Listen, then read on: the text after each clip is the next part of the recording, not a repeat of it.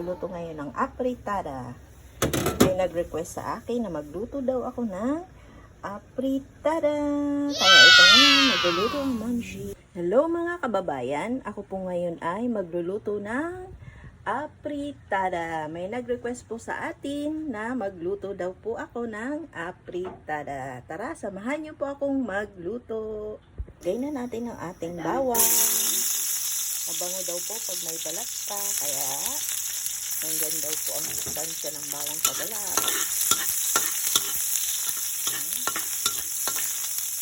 Napakabango ng ating bawang.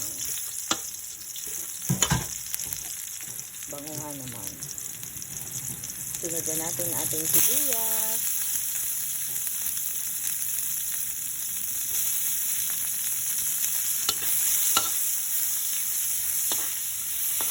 Simpleng luto pero masarap. Yummy! Manis kamatis. Ayan.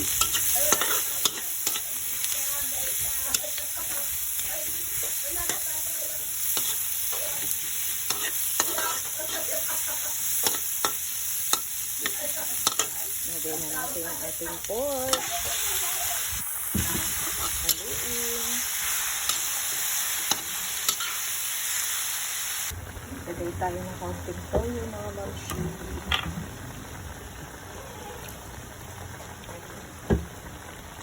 Kaunting paminta. Lagay tayong ketchup, guys.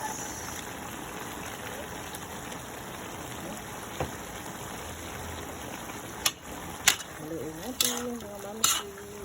Lagay na natin, guys, yung ating carrots at patatas. Sunod naman ang ating bell pepper.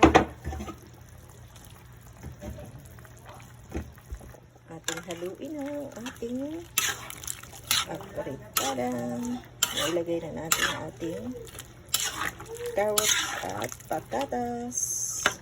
Ilagay na natin, guys, yung ating pickles. Bumili kami ng 10 pisong pickles. Ito ang ating yan, nailagay na natin pickles. Lagay naman natin ang pork cubes. Lagyan natin yung Mamshi. Lagyan na natin yung ating atay. Haluin natin yung Mamshi. Pakasarap ng ating apritadang pork. Yummy!